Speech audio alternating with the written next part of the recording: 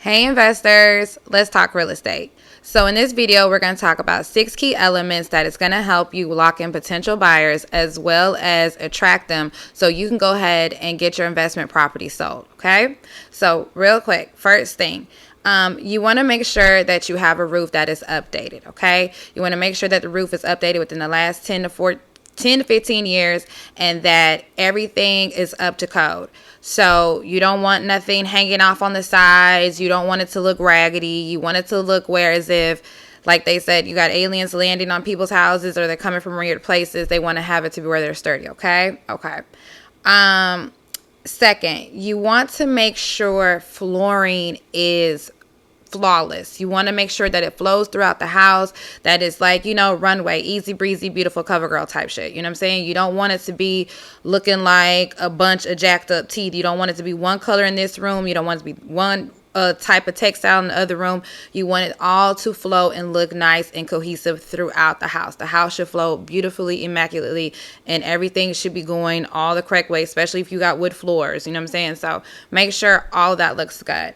Third thing is the bathroom. You want to make sure that the bathrooms look great. You want to make sure that they're comfortable, that they look like a place where people would like to bathe in, and also a place where people would like to use the restroom, and that they're functional, that they have enough storage space, place where you can put your stuff on the countertops, things like that.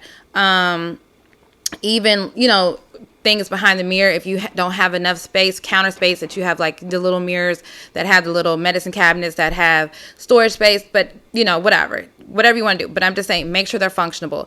You do not want your bathrooms to be looking like the 1930 welcome center bathrooms. Okay, if you ever had the privilege to travel by car from state to state and you had to go use the restroom in those bathrooms, now some have been updated, but for the rest of them, excuse me, God, that was my alarm, they have not been updated. Okay, so you don't want it looking like that. You don't want them looking like, when you walking in, you see taxidermy stuff on the walls, because that's what they look like when you go in there. So they got like, weird stuff up in there. So that's not what you want it to look like. You don't want it to look like a freak house. You want your bathrooms to look nice, luxurious, as much upscale as possible, okay? You want it to be comfortable, all right? All right. Fourth thing is kitchen. Dealing with a kitchen, you want the kitchen to have enough storage space, enough functionality. So especially dealing with women, you want to have the stove where you can at least pull it out and be able to use it. You want the refrigerator located in a nice area. You want all your palettes to be, neutral colors, because a lot of times some people do change them, but you do want to start them off with a nice neutral color, and you want them to look good. You want the kitchen to flow as well, okay? You want it to be able to, when you walk in the kitchen, you're able to flow from one part to appliance to another throughout, to where it has to go, okay? You want kitchens to flow. The fifth element is hardware/finishes. So with that being said, think of hardware as jewelry. As when you put on an outfit, if you wear jewelry, or for those who know who people who wear jewelry, you put your jewelry on and you make sure it matches, it's cohesive, there's all the same colors, all the same palettes, and you want the finishes in your house to look like that. So that's like faucets, doorknobs, just everything that goes from the handles on the cabinetry. You want all of those finishes to look nice and you want them to match. Think of those pieces as jewelry and how it's going to accessorize the house, okay? You want it all to flow, look nice. You don't want it to be tacky. You don't want it to be all purple in one room and then it's all pink in another room. And that even goes for like the sink faucets and the bathrooms, things like that. You want to keep everything flowing, okay? Okay. Now, last but not least is the sixth element is landscaping. Now, guys, you need to have the house inside immaculate as well as outside. Do not have people coming up to that house looking like Nightmare on Elm Street. Do not have it. Those people will run off, okay?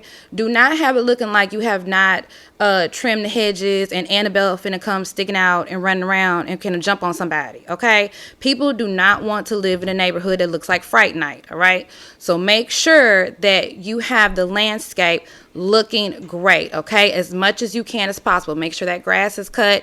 Make sure if you got flowers out there that they're watered, that they're not dead. If they are, get rid of them. Put some hedges out there. Put something that's going to make it to where it fill in gaps.